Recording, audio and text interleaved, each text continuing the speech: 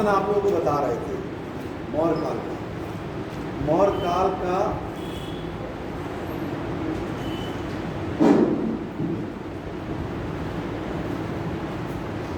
कल प्रशासन आप लोगों को देखिए मौर्य काल का बता रहे थे कि कैसे उस समय प्रशासन चलाने के लिए अधिकारियों की नियुक्ति की जाती थी।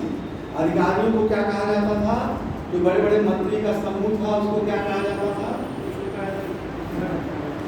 मंत्री के समूह को तीर्थ कहा जाता था। मंत्री के समूह को तीर्थ कहा जाता था। बड़े बड़े मंत्री होते थे। 18 तीर्थ का उल्लेख मिलता है। कितने अध्यक्ष थे?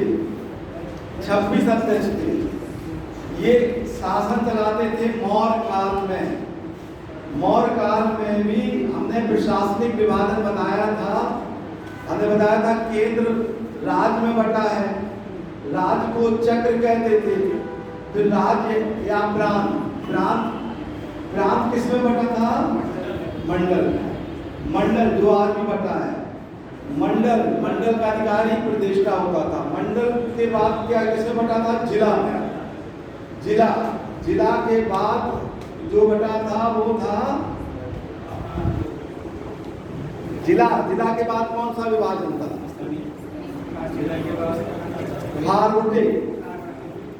खारुटी के बाद भूल गए सब। द्रोणमुख।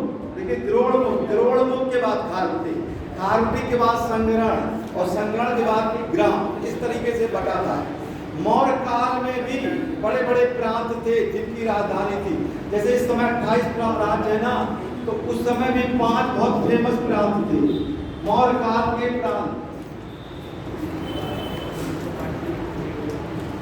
उत्तरापद जिसकी राजधानी तक्षशिला। कराची जिसकी राजधानी पाटलिपुत्र।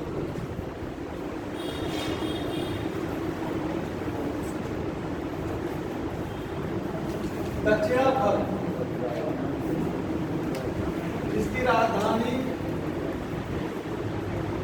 उज्जैनी। सॉरी, दक्षिणापद की राजधानी आपका ये हो जाएगा स्वर्गी।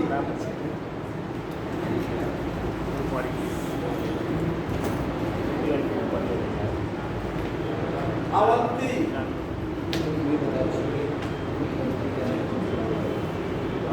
थी। अवंती की राजधानी उज्जैनी। ये देखिए 5 बहुत फेमस प्रांत उस समय थे। एक और था कलिंग।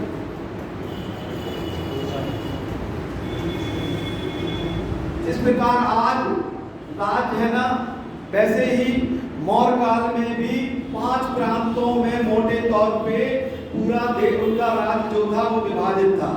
कौन कौन सा? उत्तरापद जिसकी राजधानी तक्षशिला। कराची या पूर्वी भाग जिसकी राजधानी पाटलिपुत्र। दक्षिणापद जिसकी राजधानी स्वर्ण। और अवंती जिसकी राजधानी उज्जैनी।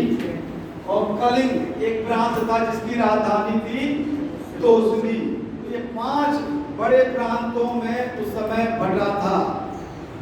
अब मौर्य काल में हम पढ़ते हैं सामाजिक जीवन। सामाजिक जीवन में हम जब भी पढ़ते हैं किसी भी इतिहास का सामाजिक जीवन हम लेते हैं तो देखते हैं कि पहले जो सामाजिक जीवन चला आ रहा है, सामाजिक जीवन में हम 2 चीज की बात करते हैं। किस चीज की? महिला और पुरुष की समानता की।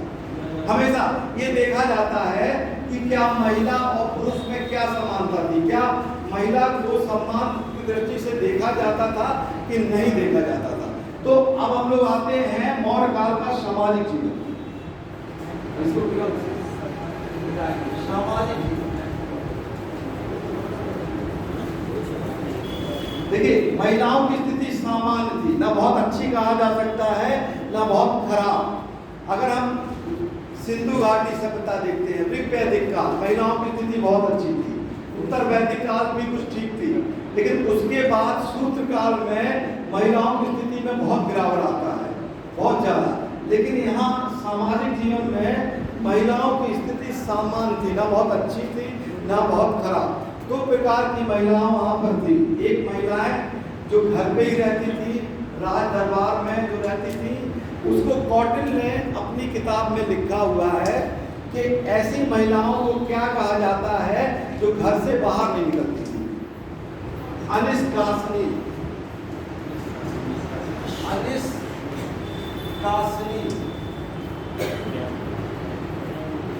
घर से बाहर नहीं निकलती, घर से बाहर ना निकलने वाली, घर से बाहर ना निकलने वाली महिला।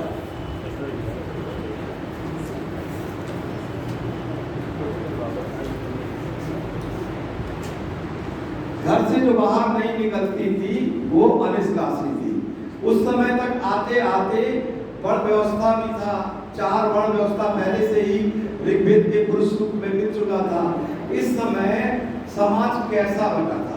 तो उस समय के जो साहित्यकार थे, जो उस समय के क्या कहते हैं, जिन्होंने साहित्य लिखा, मैगस्थनीज ने अपनी जो किताब लिखी है उसमें बताया है कि भारतीय समाज 7 वर्ग में विभाजित था। मैगस्थनीज ने 7 वर्ग,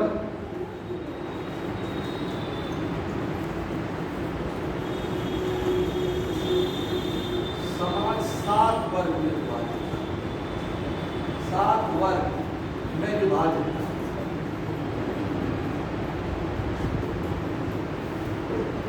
पहला देखिए मैगस्थनीज क्या कहते हैं, दार्शनिक,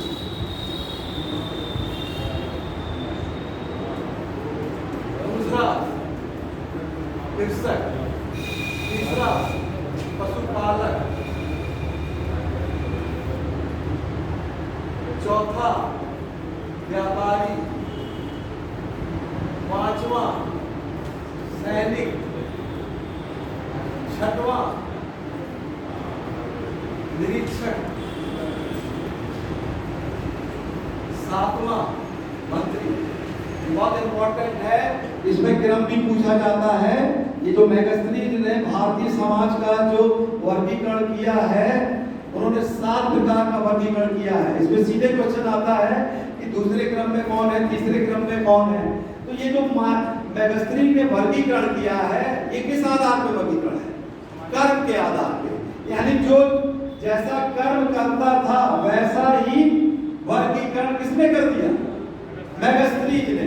7 प्रकार का, यानी पहले पे दार्शनिक रखा, यानी जो पढ़े लिखे होते थे वो दार्शनिक हो गए, कृषक जो खेती करते थे वो कृषक हो गए, जो पशु पालते थे वो पशुपालक हो गए, जो व्यापार करते थे उनको उन्होंने व्यापारी बताया, सैनिक। मैगस्थनीज को किसने भेजा था? किसने नहीं भेजा था? सेल्यूकस ने। किसके दरबार में? चंद्रगुप्त मौर्य के। तो वो यहाँ आया। मैगस्थनीज कहाँ का था? यूनान का था। तो यहाँ पर जब वो आया तो उसने अपनी किताब में एक चीज लिख दी। उसने लिखा कि भारत में दास प्रथा नहीं थी। उसने क्या लिखा? भारत में दास प्रथा नहीं थी, दास प्रथा नहीं थी। ये किसने लिख दिया? मैगस्थनीज ने।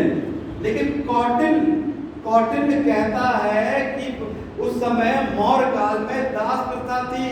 कौटिल्य ने 9 प्रकार के दास का उल्लेख किया है। 9 प्रकार के दास का उल्लेख किया है।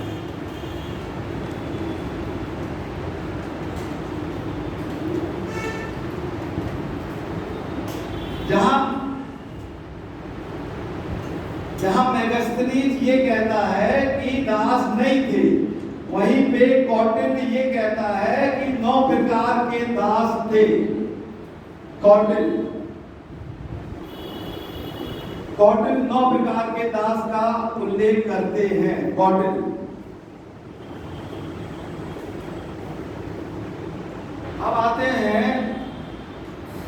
मौर्य काल के धर्म के बारे में। उसकी धर्म, ये भी देखिए, सामाजिक पक्ष हमने पढ़ लिया है। सामाजिक पक्ष का ये इन लोगों ने किया, और भी इसके बारे में वर्णन है, लेकिन हम सीधे धर्म के बारे में बताते हैं। इसको बता दें अगला बताएं तो यहाँ लिखते हैं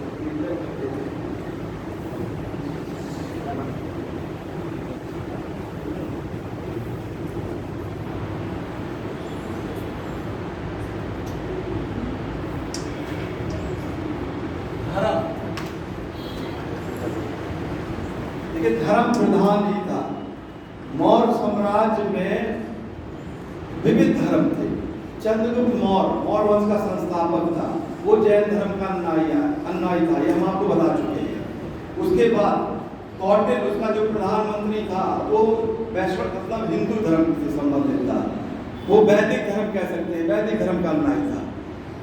लेकिन इसके बाद जब उसका लड़का गद्दी पर बैठता है, उसका क्या नाम था? बिंदुसार। वो किस धर्म का अनुयायी था? आजीवक धर्म का। धर्म का सबसे ज्यादा जो विशेष प्रभाव पड़ता है जब अशोक गद्दी पर बैठता है। जब अशोक गद्दी पर बैठता है तो वो उसके पहले शैव धर्म का अनुयायी था। शैव धर्म का अनुयायी था। जब बौद्ध धर्म ग्रहण करने से पहले अशोक शैव धर्म का, प्रारंभिक में ये क्वेश्चन आ चुका है कि पहले जब बौद्ध धर्म नहीं ग्रहण किया था अशोक ने, तो किस धर्म को मानता था? शैव धर्म का वो अनुयायी था अशोक को बौद्ध धर्म की ओर वो कब बढ़ा? सबसे पहले उसने अपने भतीजे, उसके भतीजे का नाम था निग्रो, वो उसको देखता है बौद्ध धर्म के अनुयायी के रूप में, तो वो आकर्षित होता है। तो सबसे पहले बौद्ध धर्म में आकर्षण करने वाला यानी आकर्षित करने वाला अशोक को कौन था? उसका भतीजा था जिसका नाम था निग्रो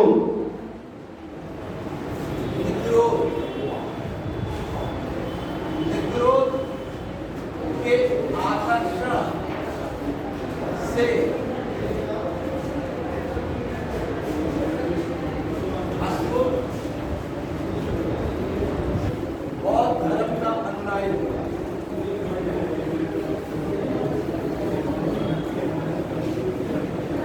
बौद्ध धर्म का अनुयायी हुआ। अपने भतीजे को जब देखा उसने कि बौद्ध धर्म का वो काम कर रहा है तो वो आकर्षित हो गया।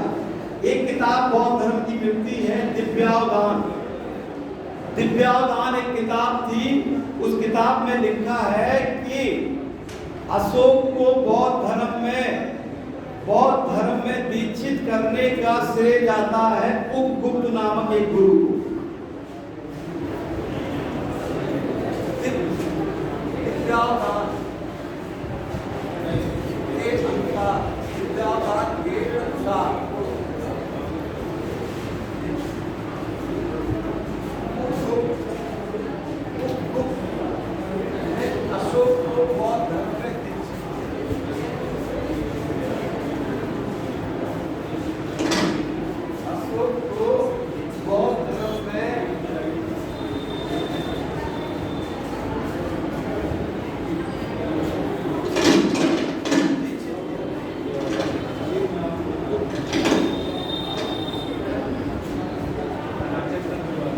दिव्यावदान इस किताब में पता चलता है कि अशोक एक गुरु थे जिनका नाम उपगुप्त था।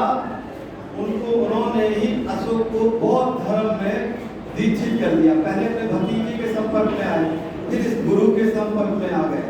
लेकिन अभी भी अशोक पूर्ण रूप से बौद्ध धर्म का पालन नहीं किया। इस पालन में अशोक को जीवन में एक घटना घटती है और इतिहास का बहुत फेमस युद्ध होता है 261 ईसा पूर्व में। कौन सा युद्ध हुआ था? कलिंग के युद्ध के बाद अशोक पूर्ण रूप से बौद्ध धर्म का अनुयायी हो गया। पूर्ण रूप से बौद्ध धर्म का अनुयायी। तो कलिंग युद्ध के बाद इसको बता दें क्या?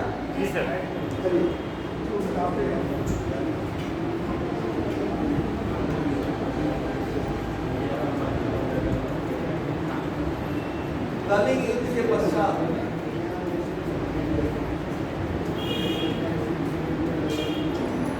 पूर्ण रूप से बौद्ध धर्म का अनुयायी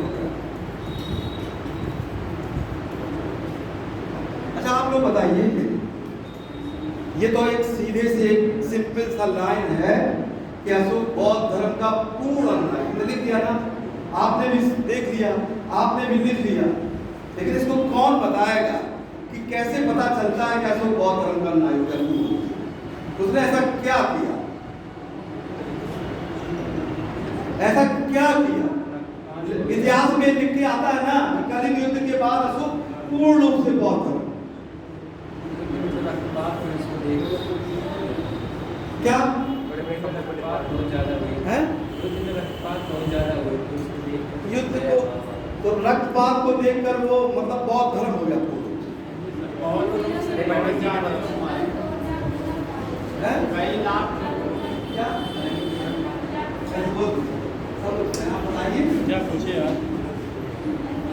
बताइए, देखिए अगर आईएएस बनना है तो अपना विचार देना पड़ेगा, तो बिल्कुल नो हेजिटेशन। देखिए कोई भी पहले तो आपको देखिए, आपको पहले बौद्ध धर्म की तरफ जाना पड़ेगा सीधे। बौद्ध धर्म का अब देखिए, बौद्ध धर्म का सिद्धांत देखना पड़ेगा ना, उनका देखना पड़ेगा। वो लोग भी कर्म को मानते थे, जीव हत्या में विश्वास नहीं करते थे, ठीक है, जीव हत्या में अहिंसा में विश्वास करते थे। तो जब कलिंग का युद्ध हुआ तो ऐसा माना जाता है लाखों लोग मर गए। जब उस युद्ध में अशोक देखता है कि इतने लोग मरे पड़े हुए हैं और वैसे ही वो बौद्ध धर्म के प्रति आकर्षित था ही, तो उसको लगा कि हमारा बौद्ध धर्म से क्या मतलब है, हम तो मारने का ही ना काम कर रहे हैं, हम तो मारने का ही काम कर रहे हैं। एक तरफ तो हम बौद्ध धर्म स्वीकार करते हैं, दूसरी तरफ हम तलवार चला रहे हैं। तब उसको लगता है कि मुझे पूर्ण बौद्ध धर्म का अनुयायी होना चाहिए। इसीलिए उसने उसी दिन से युद्ध करना छोड़ दिया। उसने छोड़ दिया कि अब हम इस इतिहास में युद्ध नहीं करेंगे। आप लोग सोचते होंगे कि लाखों लोगों को मारने के बाद भी हमारे भारत देश में अशोक का ही स्तंभ लिया गया, ये भी सही बात है। आखिर उसने मारा तो लाखों लोगों को, लेकिन अंत में उसने क्या किया, छोड़ दिया। युद्ध पद्धति जो थी वो पूरी तरीके से और पूर्ण रूप से उसने बौद्ध धर्म के जो सिद्धांत थे उसके ऊपर वो उतर गया और उसने चारों तरफ पत्थर के लेख लिखवाना शुरू कर दिए। उसके कई लेख हैं। उसने सीधे कहा कि जो प्रजा है वो मेरी संतान है, मतलब जिस प्रकार मैं अपने बच्चों को मानता हूँ वैसे ही मैं अपने प्रजा को मानूंगा आज के बाद। और मेरे राज्य में जितने भी धर्म, देखिए उसका एक 12वां शिलालेख है, अभी हम आपको लिखवा रहे हैं, बहुत इंपॉर्टेंट है। वो उसके सर्व धर्म संभाव का उल्लेख करते हैं। 12वां शिलालेख, 12वां शिलालेख, 12वां शिलालेख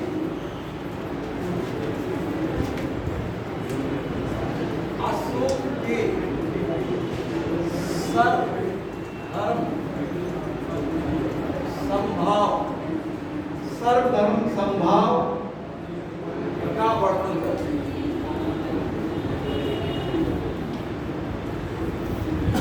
मतलब वो कहता है कि हमारे राज्य में चाहे वो जैन धर्म के लोग हों, आजीवक धर्म के हों, वैदिक धर्म के हों, सभी लोग रह सकते हैं, उनको कोई कष्ट होने वाला नहीं है। और उसने युद्ध छोड़ दिया और बौद्ध धर्म की ओर आकर्षित हो गया। बौद्ध धर्म की ओर आकर्षित हो गया तो बौद्ध धर्म का वो अनुयायी हो गया और उसने यात्रा शुरू कर दिया। उसने वही स्थान पे यात्रा किया जो महात्मा बुद्ध के जीवन से संबंधित थे। जैसे महात्मा बुद्ध का जहाँ जन्म हुआ है, महात्मा बुद्ध के 4 चीज आप लोग बता दीजिए जो बहुत इंपॉर्टेंट है क्रम से। कौन बताए? अभी हमने बहुत बताया है ना, तो महात्मा बुद्ध का 4 जो उनके तीर्थ स्थल है वो क्रम से बता दीजिए हमको। पहला बोलिए, पहला बोल रहे हैं, पहला जहां उन्होंने जन्म लिया,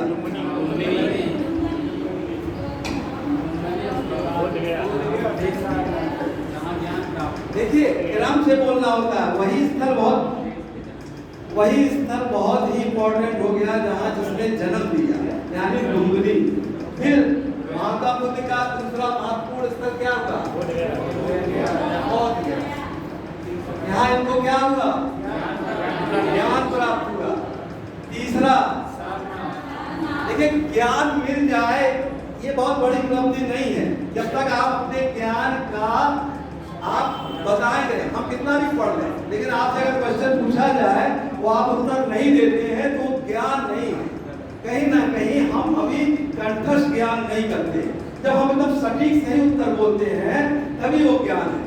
तो वैसे ही महात्मा बुद्ध को जब ज्ञान तो मिल गया, उनके ज्ञान से बोध गया में ये चीज ठीक है, उनको ज्ञान मिला, लेकिन उनका सबसे इंपॉर्टेंट तीसरा पक्ष था जब उन्होंने दुनिया में अपना ज्ञान बताया। और ज्ञान की शुरुआत कहाँ की? सारनाथ से। सारनाथ, ठीक है। अब चौथा, जब उनका महापरिनिर्वाण हुआ, जब उन्होंने इस जीवन को त्याग दिया, वो भी स्थल बहुत ही फेमस हो गया। और उसको वो स्थल कहाँ है? कुशीनगर या कुशीनारा, कुशीनगर या कुशीनारा। ये देखिए चार बहुत इंपॉर्टेंट स्थल थे। तो अशोक ने भी इन्हीं चार स्थलों में से अपनी यात्रा शुरू की। अशोक ने, उसने पहले तो वो गया बौद्ध गया 10वें वर्ष, अपने शासनकाल के 10वें वर्ष कहाँ गया? वो बौद्ध गया की यात्रा की।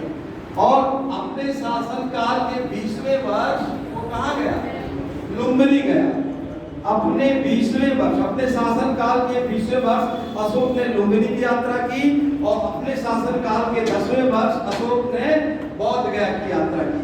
लुम्बिनी जब वो गया तो वहां जो कर लिया जाता था, मौर्य काल में जो कर था 1/4 या 1/6 था, लेकिन जब वो लुम्बिनी गया तो उसने कर घटा दिया और 1/6 से घटाकर 1/8 कर दिया। तो इसको भी आप लोग लिख लीजिए, लुम्बिनी में कर घटाकर 1/8वां हिस्सा कर दिया। ये कर घटा दिया, लुम्बिनी में ये कर हटा दिया और 1/8वां हिस्सा लेने लगा। तो अशोक ने बौद्ध धर्म का पालन किया और उसके कई शिलालेख में, भाब्रू शिलालेख ऐसा शिलालेख है जिसमें अशोक को पूर्ण रूप से ये बताता है। भाब्रू शिलालेख जयपुर में, राजस्थान के जयपुर में, और वहां पर अशोक स्वयं कहता है, मतलब लिखित है कि हम बौद्ध के प्रति क्या कहते हैं, बौद्ध धर्म को स्वीकार करते हैं, अपने को बौद्ध सार कहता है। तो भाब्रू शिलालेख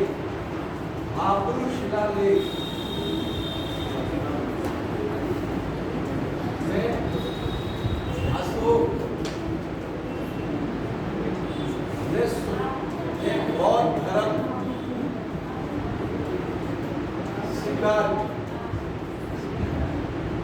स्वीकारा है।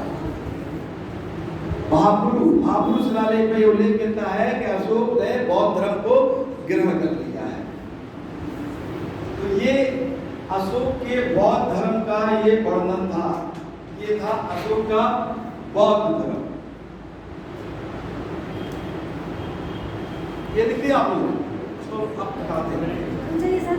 अच्छा, अब देखिए धर्म के बाद अब आता है आय का साधन। कोई भी राजा बिना अर्थव्यवस्था का जिसकी अच्छी नहीं होगी तो उसकी राज विकास नहीं कर पाएगा।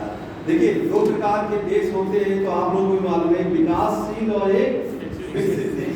तो विकसित देश की आय अधिक होती है और जिस देश की प्रति व्यक्ति आय बहुत अधिक हो वो देश सबसे ज्यादा विकसित कहलाता है।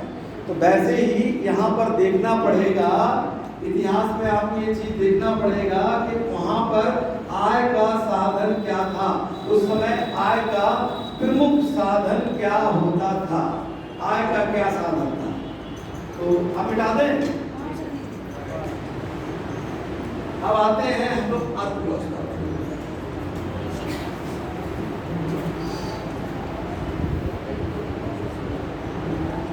आय का प्रमुख साधन था भूमिगत।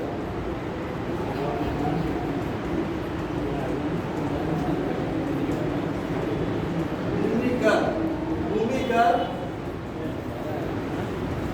1/6वां हिस्सा लिया जाता था। 1/6वां हिस्सा, 1/6वां हिस्सा दिया जाता था। जैसे मान लीजिए, इसको ऐसे समझ लीजिए कि कोई किसान, उस समय जमीन थी, सरकार की जमीन पर किसान खेती करते रहे होंगे, तो उन्होंने जो उत्पादन किया उसका 1/6वां हिस्सा राजा को देना पड़ता था। या तो नगद तौर पे दे दें और या तो नगद के बदले क्या क्या अनाज के रूप में भी दे सकते हैं। तो ये भूमि कर था, भूमि कर था, ये था। भूमि कर के कई प्रकार थे, उसमें भूमि कर कई प्रकार के थे। इसमें एक था हिरण्य, ये था नगद कर। नगद यानी जो पैसे के रूप में दिया जाता था उसको कहते थे नगद कर। एक कर और था बलि, धर्म के आधार पर कर दिया जाता था।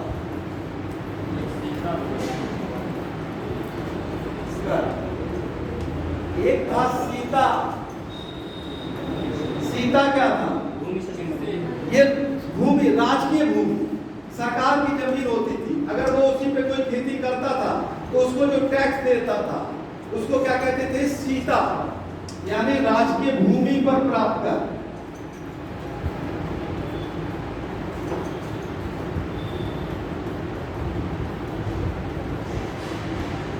अगर सरकार के द्वारा सिंचाई की जाती थी, अगर सरकार कोई सिंचाई करते थे तो 1/3 एक्स्ट्रा कर लिया जाता था। अगर सरकार लेता था, सरकार मान लीजिए सरकार सिंचाई करवाती है, सरकार जो सिंचाई कराती थी तब जो कर था 1/3 हो जाता था।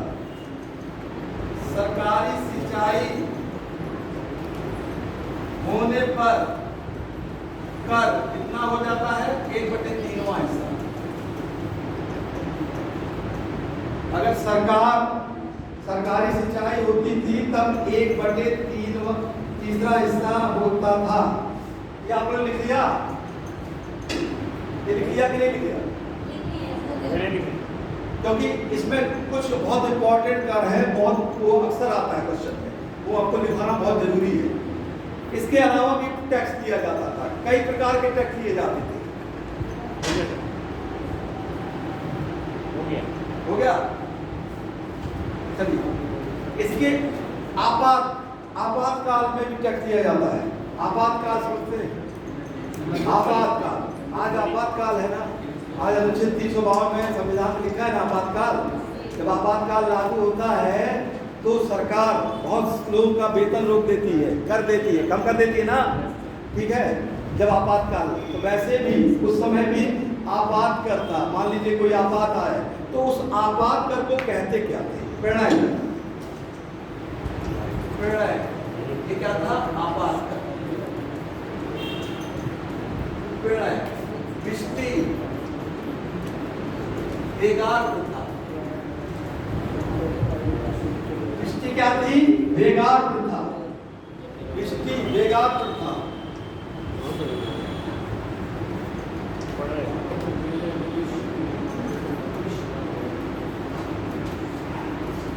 भूमि की माप पर लगने वाला कर।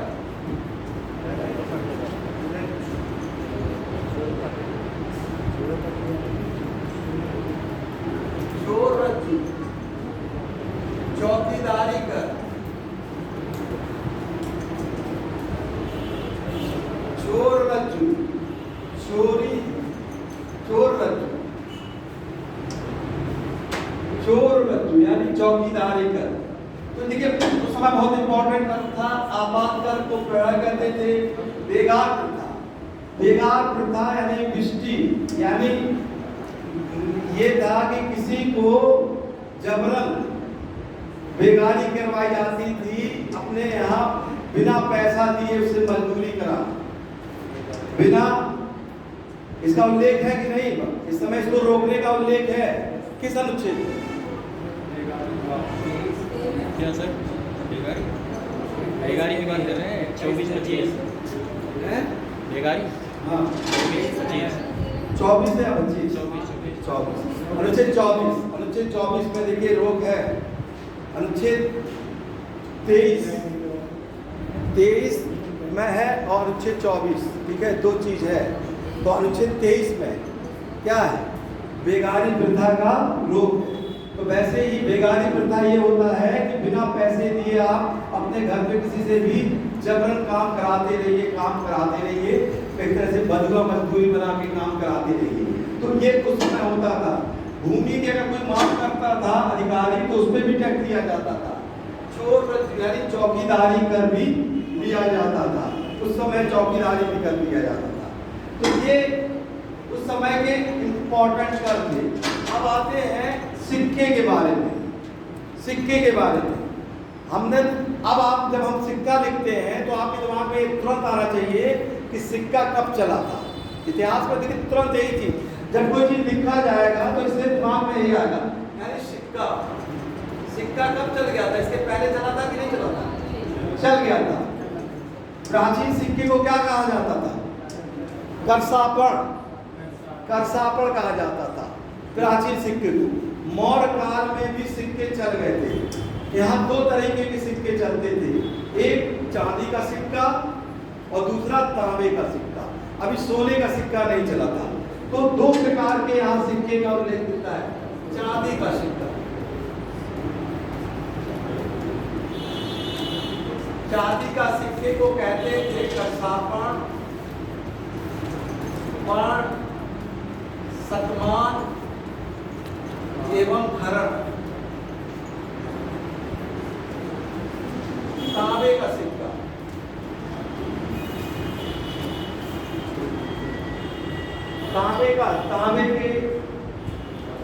तांबे के सिक्के को कहते थे, क्या कहते थे? मासक या काकड़ी।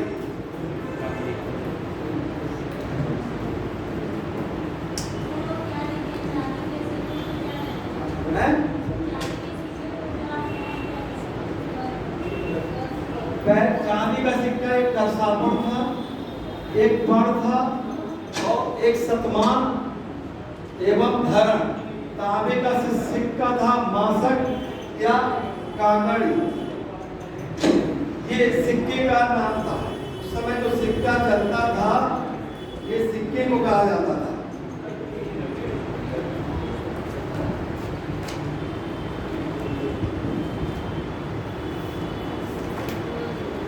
ये सिक्का चलता था। अब आता है व्यापार पे।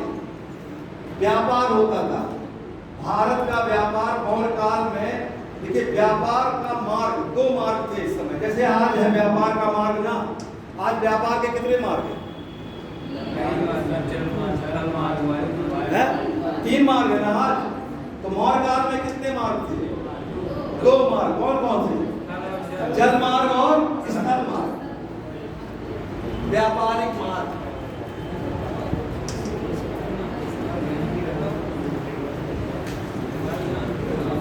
जल मार्ग एवं स्थल मार्ग। स्थल मार्ग से व्यापार होता था, ठीक है। अब हम लोग देखते हैं जल मार्ग। जब जल मार्ग से व्यापार होता था तो आज भी होता है जल मार्ग से। आज भी भारत में सबसे ज्यादा जो व्यापार होता है वो जल मार्ग से होता है। तो उस समय स्थल मार्ग से होता था क्योंकि इतनी सुविधा नहीं थी मौर्य काल में। लेकिन उस समय जो फेमस बंदरगाह थे वो आज भी हैं। तो उस समय का बंदरगाह, अक्सर क्वेश्चन आता है कि मौर्य काल का सबसे प्रसिद्ध बंदरगाह क्या था? तो सबसे प्रसिद्ध बंदरगाह था कच्छ। अब हम आपको बता रहे हैं बंदरगाह कच्छ। इसका एक और नाम था बैरी राजा। इस समय कहाँ है? गुजरात यानी पश्चिम दिशा में पहला। दूसरा फेमस बंदरगाह था पूर्वी तट का और वो था ताम्रलिप्ति। ये कहाँ पे है? बंगाल में। दूसरा प्रमुख बंदरगाह है। तीसरा था सोपारा, ये महाराष्ट्र में था। 112, चौथा तीसरा ये 112 बहुत फेमस बंदरगाह था। ये तीन ही बंदरगाह उस समय के बहुत फेमस बंदरगाह थे। रघुकच्छ सबसे फेमस बंदरगाह था। तामनिप्ती पूर्वी तट पर था, ये पूर्वी तट, और महाराष्ट्र ये 112 जो था पश्चिमी तट। ये बंदरगाह फेमस बंदरगाह उस समय के थे।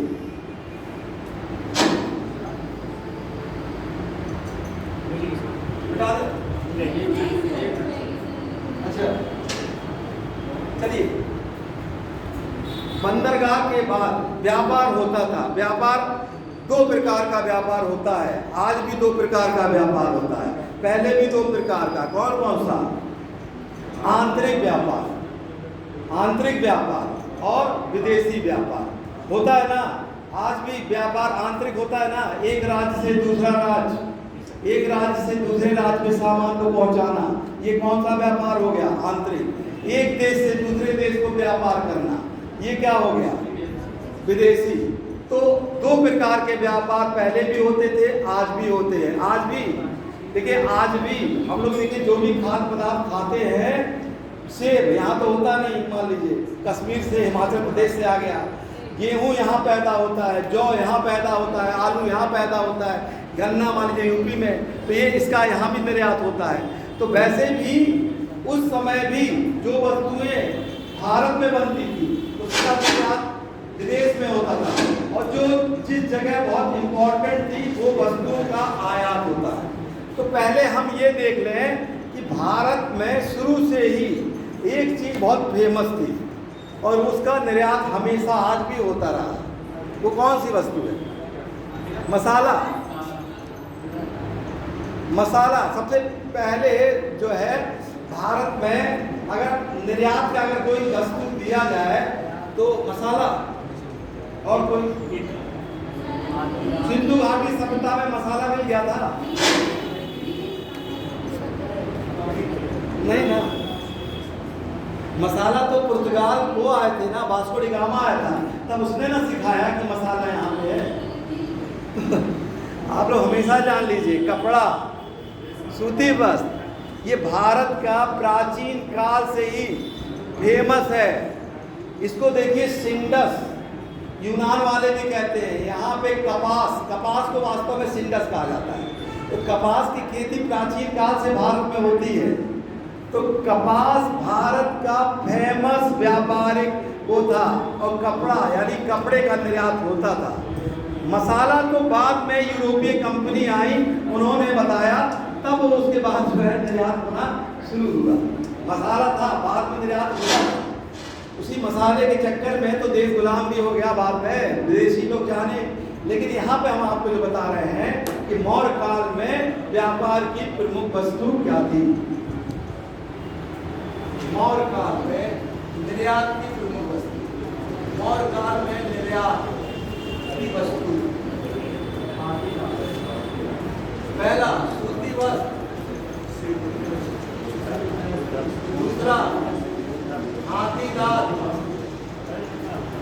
तीसरा सीपी, सीपियां, चौथा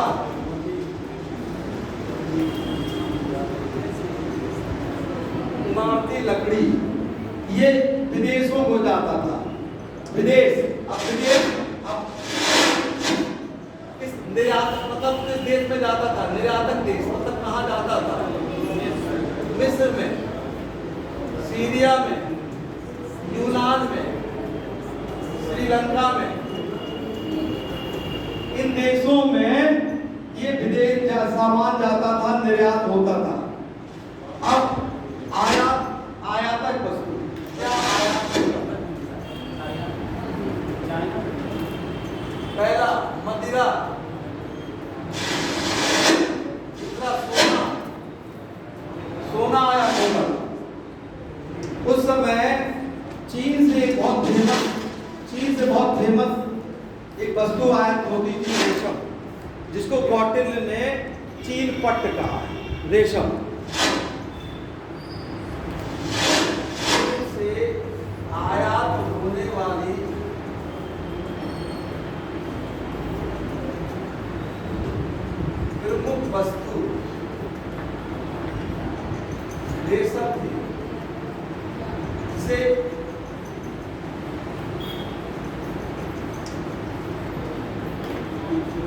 इसे चीन पट्ट कहा जाता था। चीन से जो सबसे फेमस वस्तु थी वो आती थी, वो थी क्या थी? रेशम। इसको चीन पट्ट कहा जाता है।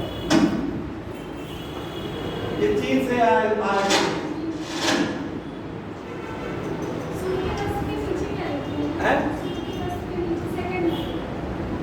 ये हाथी नाम सीपिया समझ में आ रहा है नहीं?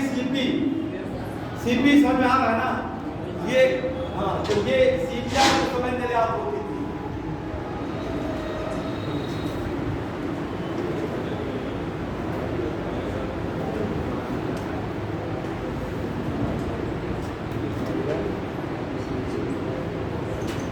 इसको बिठा दें।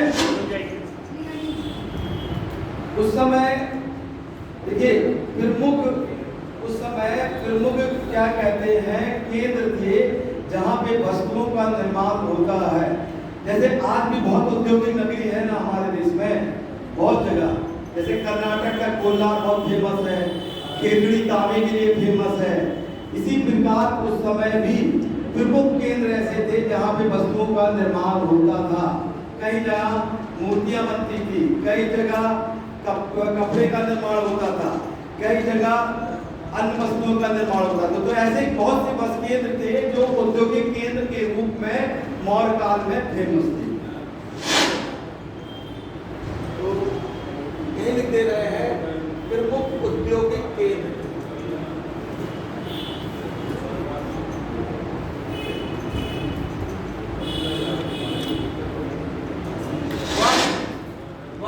ये बंगाल में था मलमल के लिए, बंगाल में मलमल के लिए फेमस था। ये मलमल के लिए। काशी और कलिंग ये सूती वस्त्र के लिए। काशी और कलिंग ये सूती वस्त्र के लिए फेमस था।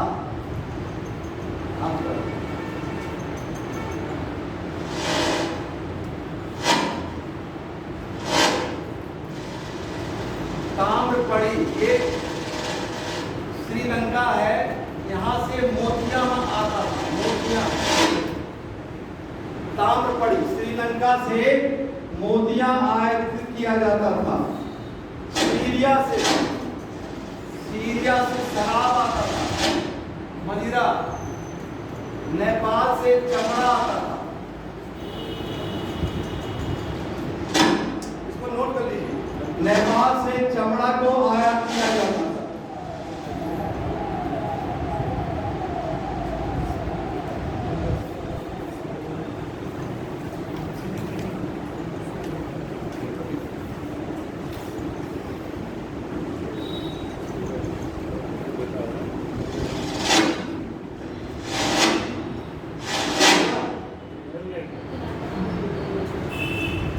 देखिए एक क्वेश्चन पूछा जाता है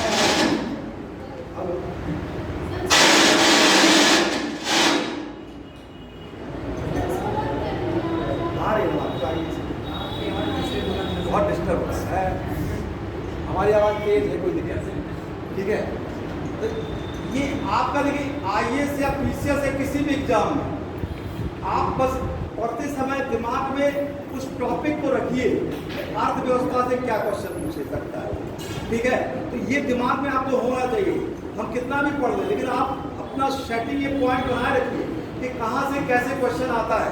तो ये देखिए हम ये तो जानते हैं कि निर्यात, पहले तो आप ये समझिए कि निर्यात क्या होता था, दूसरा समझिए कि आयात क्या होता है। तो ये कॉमन चीज है, ये आप कभी भी गलत मत करिएगा। ये अक्सर हमेशा इतिहास में ये निर्यात होता चला आया है, गुप्त काल तक, यानी सिंधु घाटी से लेके कभी भी निर्यात वाली चीजें आएंगी तो ये निर्यात होती चली आएंगी ज्यादातर ये चीज। अब आयात में सोना, हमेशा आप देखिएगा सोना कभी भारत निर्यात नहीं करता था। ये नहीं कि सोने का चिड़िया है, सोना मंगाता था, भारत शुरू से मंगाता था, सोना मंगाता था यहाँ से विदेश से, तो ये निर्यात करता था। अब इसको मिटा दें। अब हम आते हैं, मौर्य काल की सबसे बड़ी विशेषता है राजाओं ने निर्माण। सबसे पहले बांध यहीं पे बनना दिखाई देता है, बांध निर्माण कला।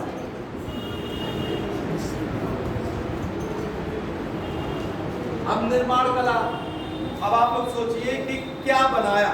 तो मौर्य काल में पहले कौन बैठा राजा? चंद्रगुप्त मौर्य। अब सोचिए कि चंद्रगुप्त मौर्य ने क्या बनाया। चंद्रगुप्त मौर्य ने एक झील का निर्माण करवाया। वो झील का निर्माण क्यों करवाया? सिंचाई के लिए। और वो झील का साक्ष्य अभी भी मिलता है। और इस झील का पता कैसे चला? एक राजा बाद में हुआ, उस राजा की ने अपने लेख में लिखा और उससे ये पता चलता है। तो चंद्रगुप्त मौर्य ने सुदर्शन झील का निर्माण करवाया। सुदर्शन झील का निर्माण, इसको ऐसे लिखेंगे, चंद्रगुप्त मौर्य का निर्माण।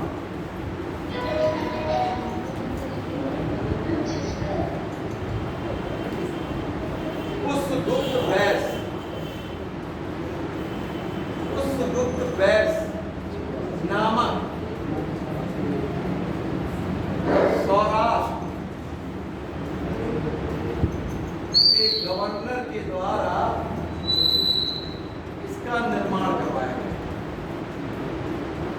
सुदर्शन झील का निर्माण इसी के द्वारा करवाया गया, पुष्पगुप्त वैस। ये सुदर्शन झील गुजरात के कच्छ जिले में है, कच्छ सौराष्ट्र में है। ये जब अशोक राजा बनता है तो इस झील, अरे चलिए आवाज जा रही है इसमें, आ रही है आवाज।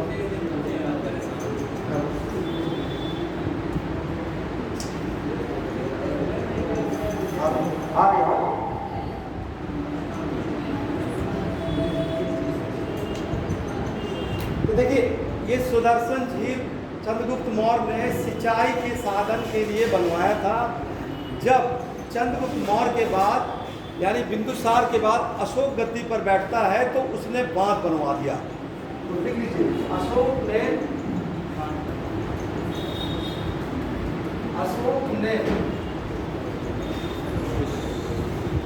सुदर्शन झील के ऊपर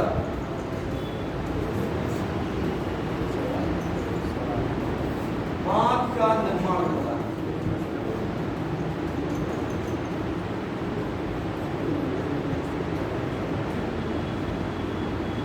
अब इसका उल्लेख का एक बार क्वेश्चन ऐसे घुमा के पूछ दिया कि इसका पता कैसे चला।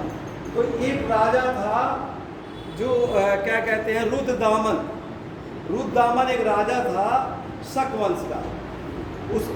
उसके एक अभिलेख है, जूनागढ़ में एक अभिलेख मिला है। तो रुद्रदामन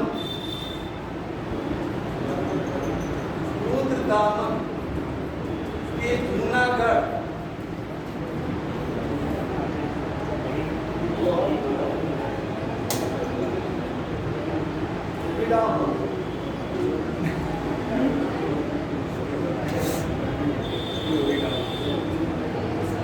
रुद्रदामन के जूनागढ़ अभिलेख से मौर्यकालीन सिंचाई के साक्ष्य मिलते हैं।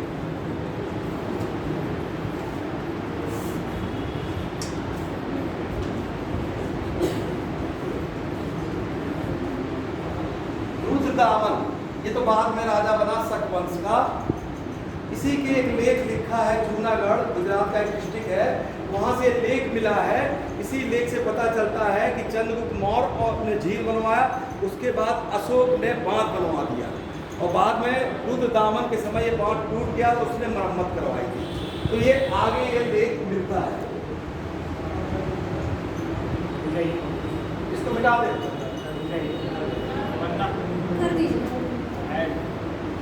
चलिए।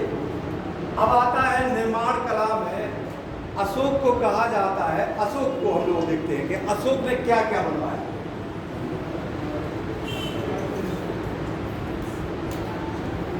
अशोक को कहा जाता है लगभग 84,000 स्तूप उन्होंने बनवाया।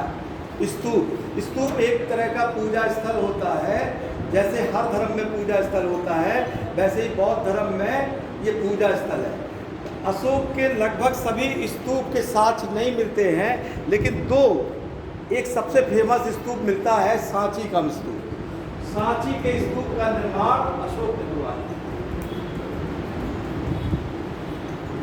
सांची के स्तूप का निर्माण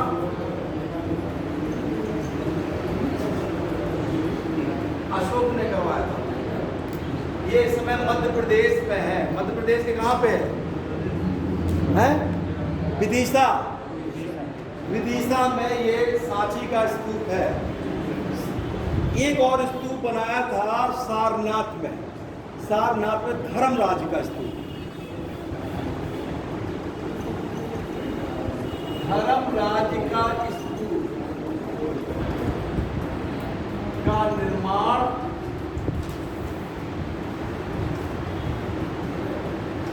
अशोक ने कराया। धर्मराज स्तूप का निर्माण। ये स्तूप इस समय सारनाथ में खंडहर स्थिति में, कहने का मतलब ये टूट चुका है। सारनाथ में अगर आपने स्तूप देखेंगे तो दो स्तूप है, एक धार्मिक स्तूप है वहाँ पे जो बाद में कुमारगुप्त ने बनवाया था, लेकिन एक धर्मराज का स्तूप है, वो छोटा सा है, उसका बेस मिलता है। तो ये दो फेमस स्तूप थे जिसका निर्माण अशोक ने करवाया था। अशोक ने अपने जीवन काल में, कल भी हम बता रहे थे कि उसने शिलालेख, स्तंभलेख दो बनाया था, एक लघु शिलालेख, एक बृहत शिलालेख। इस शिलालेख जो बने थे वो एक ही पत्थर से, लाल बलुआ पत्थर से बने थे, और इन लाल बलुआ पत्थर को जो बनाया गया था वो चुनार एवं मथुरा से।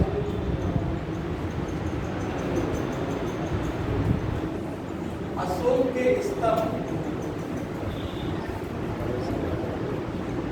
एवं शिला का निर्माण एक ही पत्थर से किया गया था।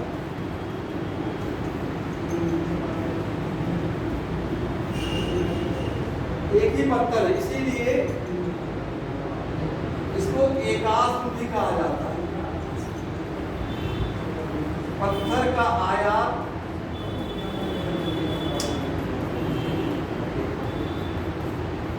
चुनार से तथा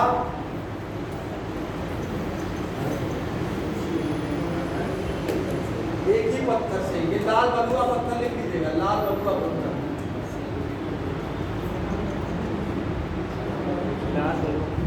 तथा मथुरा से किया। चुनार से, ये मिर्जापुर में चुनार है, वहीं से लाल बलुआ पत्थर मिलाकर स्तंभ बनाया गया और शिलालेख बनाया गया। ये आयात किया गया चुनार तथा मथुरा से किया गया। चुनार एवं मथुरा से ये किया गया।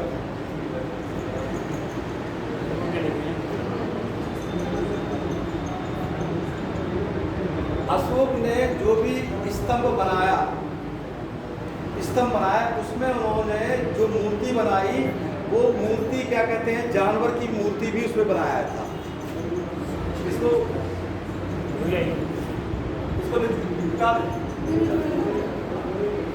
जैसे सारनाथ स्तंभ, इसको बिना देता हूँ, आपको समझ में आएगा, ये बहुत समझना पड़ेगा। तो देखिए अशोक ने ये जो स्तंभ है, क्वेश्चन कई बार आया, ये क्वेश्चन कई बार पूछा है कि अशोक के स्तंभ का निर्माण एकास्म क्यों कहा जाता है, एक ही पत्थर से बना है, कहाँ से आयात हुआ था, चुनार या मथुरा से आया है?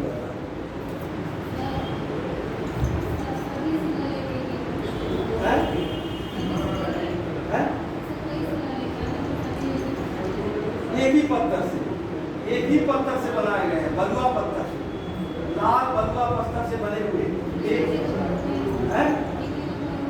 नहीं, एक ही पत्थर से बना। जितने भी उसके शिलालेख, अब आप लोग सोचिए कि चुनार से ये जो उसके स्तंभ थे, उसका वजन हम आपको बता दे रहे हैं उस समय।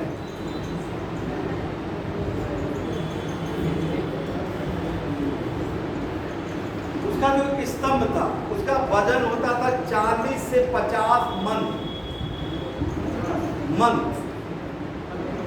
एक मन में लगभग 40 किलो होता है। 40 से 50 मन लिखा है। अगर आप करीब 200 कुंतल का ये होता था। हाथी ले जाते थे इस पत्थर को चुनार से और ये बनता था। तो ये स्तंभ 40 से 50 मन वजन के होते थे।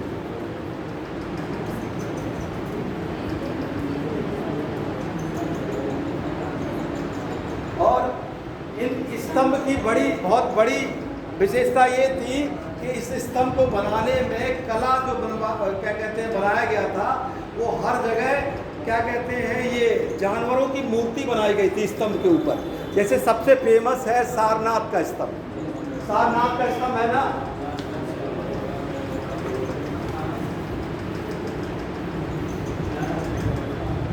सारनाथ का जो स्तंभ है उसके ऊपरी शीर्ष पर 4 शेर दिखाए गए हैं। 4 शेर दिखाए गए और चारों शेरों के बीच में एक चक्र दिखाया गया है। और चक्र में कितनी तिल्ली है? यही तो गलती हो जाएगी। ये क्वेश्चन ऐसे ही हुआ है। देखिए 32। देखिए 2 चक्र है मिले हैं। आप सारनाथ स्तंभ देखेंगे ना तो अशोक ने 2 प्रकार का चक्र बनवाया है। तो सबसे ऊपरी चक्र है उसमें 32 तिल्ली है और चारों दिशा में शेर है। उसके नीचे फिर उन्होंने 4 जानवर की आकृति बनाई है। 4 जानवर कौन कौन? सारनाथ में एक तो 4 सिंह की आकृति है ना। और दूसरा क्या है? दूसरा है 4 जानवर, बैल 40 से 50 मन वजन, फिर हाथी, फिर घोड़ा यानी अंत में सिंह।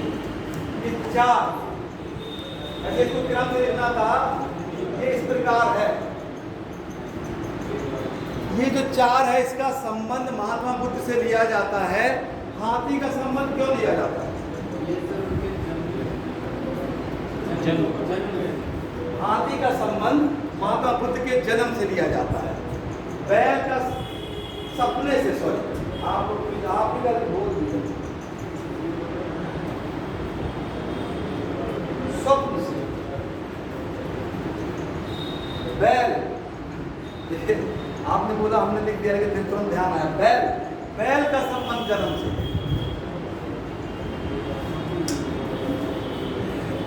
घोड़ा ये है त्याग, त्याग यानी छोड़ देना, ये त्याग की भावना है। सिंह मतलब होता है सार्वभौमिक अधिकार यानी शक्ति से। शेर का संबंध सीधे शक्ति से। तो ये 4 जानवरों की जो आकृति है वो सारनाथ के स्तंभ से मिलती है। ऐसे ही उन्होंने अलग अलग स्तंभ कई जगह मिले हैं। सारनाथ में जो शीर्ष है वो शेर है। इसी प्रकार रामपुरवा, ये बिहार में है। रामपुरवा का जो शीर्ष है, जो शीर्ष मूर्ति है वो है बैल की। संकिसा, ये संकिसा ये स्थान है और इसकी जो शीर्ष है वो है हाथी। जिस प्रकार 4 शेर सटे हुए सारनाथ में है, वैसे ही एक स्थान पे स्तंभ मिला है लगभग समान, वो मिला है सांची में। सांची में सारनाथ की तरह, सारनाथ की तरह 4 सिंह शीर्ष पर बने।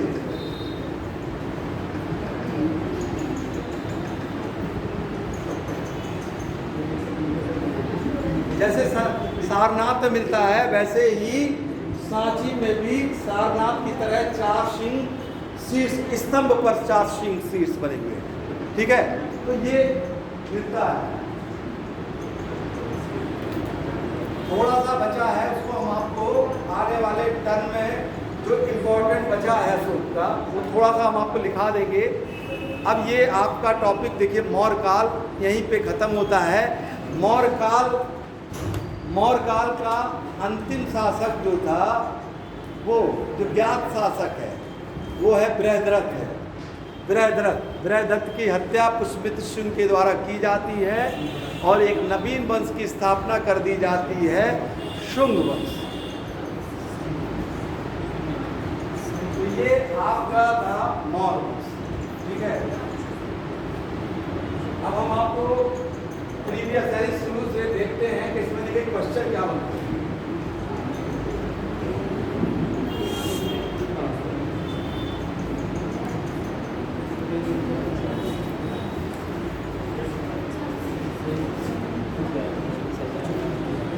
ये हमने यहीं से शुरू किया, आज जब हमारे क्लास में तो यहीं से शुरू किया ना। प्रांत हमेशा इससे क्वेश्चन पूछेगा, राजधानी पूछता है कि क्या राजधानी है, ठीक है। आप प्रांत पढ़ रहे थे, समझिए 5 इंपॉर्टेंट राजधानी। देखिए पूरे की राजधानी तो पाटलिपुत्र थी, ठीक है। जैसे दिल्ली राज्य है ना, दिल्ली चाहे केंद्र शासित प्रदेश है तो उसकी राजधानी दिल्ली है, वैसे ही उस समय भी प्राची था या तो उसकी राजधानी क्या थी, पाटलिपुत्र। बाकी ये 4 राज्य थे इस समय। नेक्स्ट, इसके बाद देखिए धर्म से क्वेश्चन पूछता है। धर्म से कैसे पूछता है क्वेश्चन, इसमें घुमाएगा वो तुरंत। एक तो ये पूछता है कि अशोक पूर्ण धर्म का अनुयायी कब हुआ, तो आपको लिखना पड़ेगा जब कलिंग का युद्ध के बाद दिखेगा पहली बार किसके प्रयास से आकर्षित हुआ, तब आपको उत्तर लिखना पड़ेगा। क्या लिखना पड़ेगा, लिग्रोध। और फिर अगर वो पूछ लेगा कि उसको कौन कौन, और तो दिव्यावदान में उपगुप्त कहते हैं, और दिव्यावदान में ही एक और नाम लिखता है मौग्लिपुत्तिश को भी, मौग्लिपुत्तिश। ये जो तीसरी बौद्ध संगीति हुई थी उसके अध्यक्ष थे, ये भी बौद्ध धर्म करना है। तो ये पूछता है, ये क्वेश्चन बहुत इंपॉर्टेंट है, वेरी वेरी इंपॉर्टेंट। ये क्वेश्चन अक्सर पूछता है, अक्सर आपको निश्चित आप पढ़ेंगे ना, ये क्वेश्चन जरूर रख देगा कि आपको क्रम पूछ लेगा इसका कि 1 2 3 या चौथे नंबर पे क्या है, 5वें नंबर पे मैगस्ट्रीन ने क्या बताया। तो ये इस तरीके से क्वेश्चन पूछेगा ये चीज, ठीक है। ये क्वेश्चन तो जरूर पूछता है। इनमें से मैगस्ट्रीन ने क्या कहा, भारत में क्या नहीं था, दास प्रथा, ये जरूर पूछता है, अक्सर ये क्वेश्चन उठा लेता है, ठीक है। कौटिल्य का पूछ लेता है क्या प्रकार के दास बताए हैं, ठीक है। अब ये तो शिलालेख, ये भी अक्सर पूछता है कि दक्षिण बौद्ध गया की यात्रा कब की, लुम्बिनी की यात्रा कब की, लुम्बिनी में टैक्स कितना घटा दिया, ठीक है। ये भी क्वेश्चन पूछता है अक्सर, ये क्वेश्चन पूछेगा। ये टैक्स कितना था, जनरल टैक्स कितना था, 1/6 हिस्सा, ठीक है। अब टैक्स कई प्रकार के थे वहां पे, नगद कर, हिरण्य था, बलि, धर्म के आधार पे, राज की भूमि से, सरकारी अगर सिंचाई होती थी तब टैक्स कितना ले लिया जाता था, 1/3, ठीक है। ये अक्सर पूछा गया है। आपात कर किसे कहते थे, बेगार प्रथा कैसे, भूमि की माप में कर कौन था, तो ये कर से क्वेश्चन उठा लेगा। सिक्के से अक्सर क्वेश्चन उठाता है। पहले नंबर का तो यही पूछेगा कि प्रचलित सिक्के का क्या नाम था, पर्ण। प्रचलित जो सिक्का था उसको पर्ण कहते थे, बाकी चांदी के सिक्के को क्या कहते थे, ये क्वेश्चन आपको उठा देगा, पक्का है। सिक्का, तांबे के सिक्के को क्या कहते थे,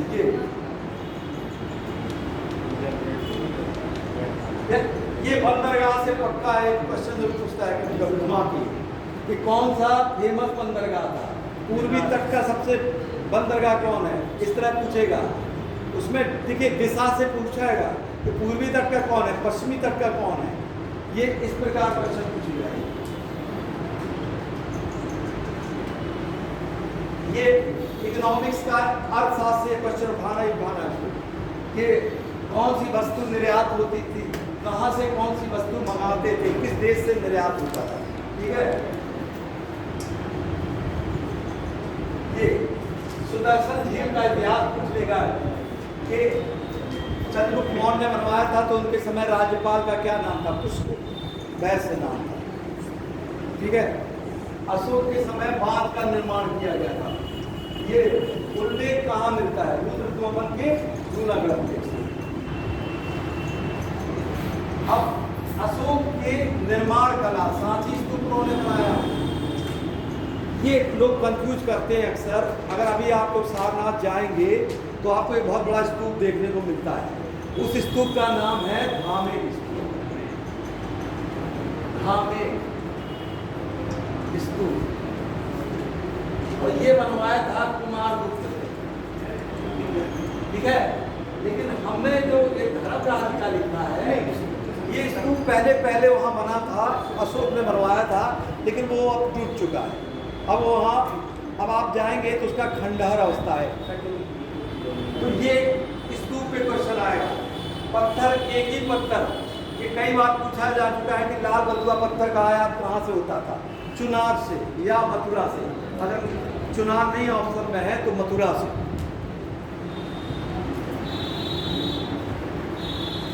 ये तो अभी हमने लास्ट ये तो बता ही दिया। तो ये आपका देखिए बेसिक टॉपिक है, इसमें कई और भी इम्पोर्टेंट है। अब अगले जब आएंगे हम तो हम आपको इम्पोर्टेंट लिख देंगे, उसमें से 20, 30, 40 जो और इम्पोर्टेंट है। देखिए इसको बंद कर दीजिए।